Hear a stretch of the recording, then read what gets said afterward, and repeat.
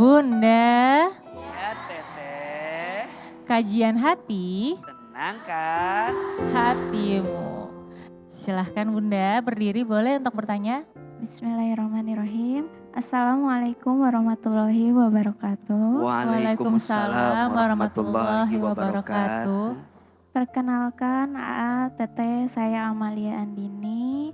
Izin bercerita, saya memiliki ibu, tapi ibu saya banyak sekali hutangnya, sering meminjam bank ke sana sini.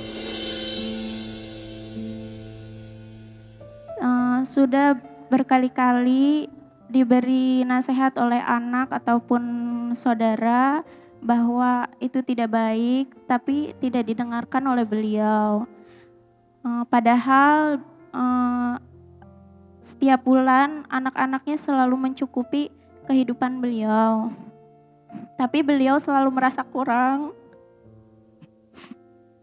Ketika ditanya sama adik saya, Umi kenapa selalu pinjem bang? Itu kan ribanya, dosanya besar. Umi saya tetap menjawab, ini dosa Umi. Yang nanggung Umi bukan kamu.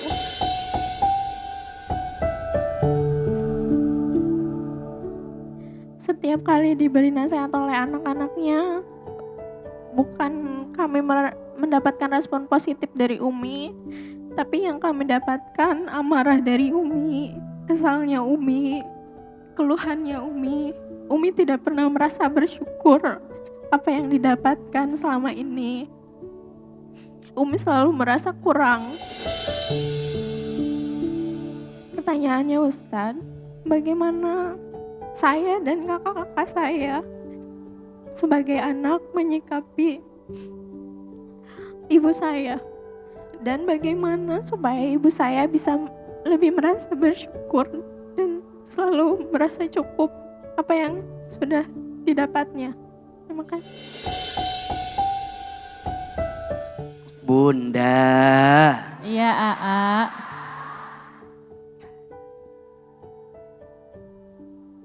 menasehati seseorang yang paling dekat dalam hidup kita itu adalah menasehati yang paling sulit. Setuju?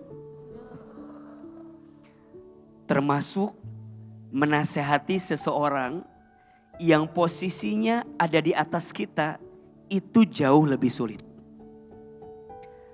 Maka dari awal lapangkan hati, luaskan hati bahwa menasihati orang terdekat dan menasihati orang yang jauh lebih tinggi daripada kita posisinya butuh kesabaran dan butuh kekuatan yang sangat besar. Yang pertama, sebagai seorang anak kepada orang tua, tentu jangan pernah lepaskan doa. Yang membolak-balikan hati siapa? Allah. Yang menggenggam hati? Allah. Maka Mbak beserta dengan anak-anak yang lain, atas sikap ibu yang barangkali tidak sesuai dengan maunya kita, doakan. Doakan. Semoga lantunan doa kita kepada Allah bisa melembutkan hati ibu dan ibu bisa menemukan kebaikannya.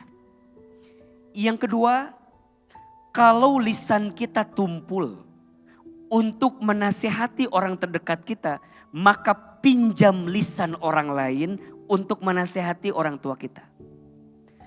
Karena yang Aa pahami, di depan orang tua kita siapa? Anaknya. Maka orang tua akan bilang, kamu cuman anak.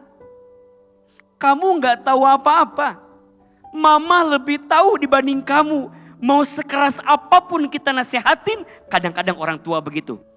Dan urusan hutang piutang hati-hati ya. Aa beri peringatan keras. Jangan terlalu mudah untuk berhutang pada sesuatu yang tidak penting dan mendesak.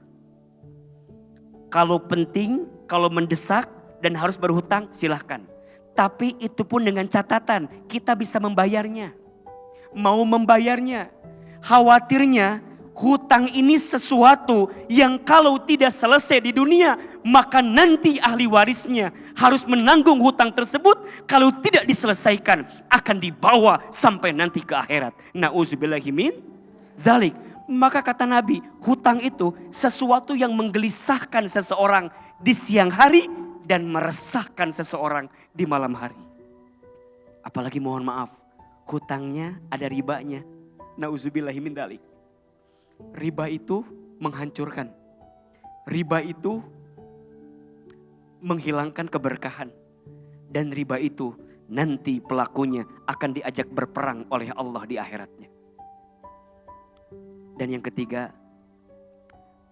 Mbak Amalia mungkin bisa bicara pelan-pelan sama orang tua di waktu dan kondisi yang paling tepat. Kadang nasihat kita baik, tapi kalau waktunya kurang baik, jadi gak diterima dengan baik, betul? Gak ada salahnya Mbak Amalia tanya, Umi teh hutangnya dipakai apa selama ini? Buat apa? Kalau emang penting dan mendesak, berarti ada alasan. Yang dikhawatirkan berhutang tapi gak ada alasan. Yang ujungnya bukan mendatangkan kemaslahatan, malah mendatangkan kemadorotan. Ini yang dikhawatirkan. Coba tanya dulu, pelan-pelan. Ada satu doa agar kita terhindar dari hutang. Bismillahirrahmanirrahim. Allahumma ikfini bihalalika an haramika wa aghnini bifadlika amman siwaka. Ya Allah, cukupkan aku dengan yang halal dan jauhkan aku dari yang haram, dan kayakan aku dengan karuniamu daripada aku bergantung kepada selainmu. Amin. Nah, sekarang kita ada di Sapa Jamaah. Bunda, kajian hati, tenangkan hatimu. Nah, sekarang sudah ada Bunda Sheila di sini. Tapi Bunda, kenapa sih kok aku liatin kok kayak yang gak nyaman gitu sih? Ini teh, di sekitar lipatan paha aku tuh terasa gatal. Gak nyaman banget jadinya. Padahal tiap hari udah mandi. Nah, itu biasanya disebabkan jamur. Biasanya tuh ya muncul di daerah lembab kayak lipatan paha. Tapi tenang, aku punya solusinya. Ini dia Fungiderm, krim anti jamur yang mengandung clotrimazole 1%. Bisa buat ngobatin apa aja tuh teh? Fungiderm ini berguna untuk mengobati berbagai infeksi jamur seperti panu, kadas, kurap, kutu air, dan juga gatal pada lipatan paha akibat infeksi jamur. Krimnya menyerap ke kulit sehingga aktif basmi jamur. Cara pakainya gimana teh?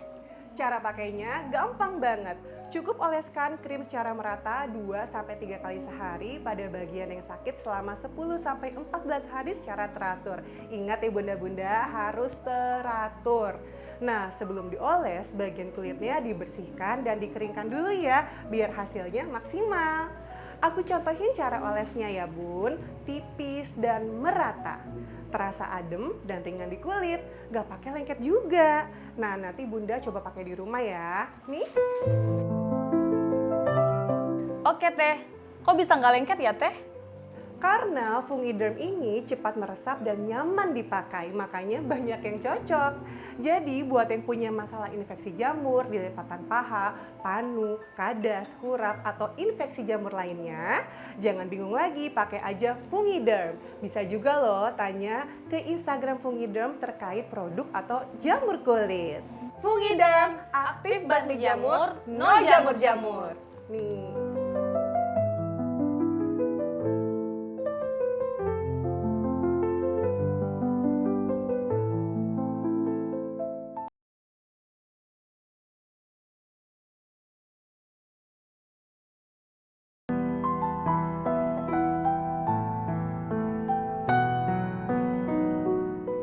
Bunda,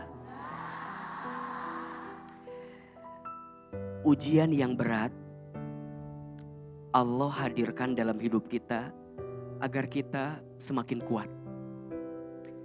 Jangan menghadapi ujian sendirian. Tapi hadapilah ujian bersama Allah Subhanahu wa taala. Kadang yang bikin kita rapuh, kadang yang bikin kita terjatuh karena kita melewatinya sendirian. Kita lupa, kita ini lemah. Yang menguatkan siapa? Allah. Semoga Allah menguatkan hati kita semua. Ya Allah, ya Rahman, ya Rahim. Duhai Allah yang maha pengasih lagi maha penyayang. Ya Allah, sayangilah kami semua dengan rahmat-Mu. Ya Allah, cintailah kami semua dengan kasih sayang-Mu. Ya Allah, kuatkan iman kami untuk melewati semua takdir yang Kau titipkan kepada kami. Hasbunallah wa ni'mal wakil. Ni'mal maula wa ni'man nasir. Ya Allah, lembutkan hati kami. Tenangkan hati kami. Perbaiki hidup kami. Istiqomahkan ibadah kami. Ya Allah, gantikanlah ujian dunia kami di sini dengan balasan surga yang Kau siapkan untuk kami. Rabbana atina fid dunya hasanah wa fil akhirati hasanah wa qina azabannar. Subhana rabbika rabbil izzati amma yasifun wa salamun alal mursalin walhamdulillahi rabbil alamin.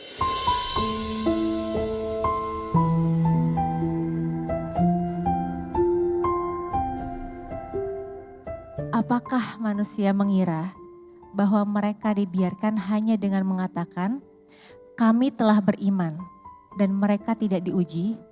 Dan sungguh kami telah menguji orang-orang sebelum mereka. Maka Allah pasti mengetahui orang-orang yang benar imannya dan pasti mengetahui orang-orang yang dusta. Quran Surat Al-Ankabut ayat 2 dan 3. Saya Alisa Sebandono pamit undur diri. Wassalamualaikum warahmatullahi wabarakatuh. Waalaikumsalam warahmatullahi wabarakatuh. Kajian hati. Tenangkan hatimu.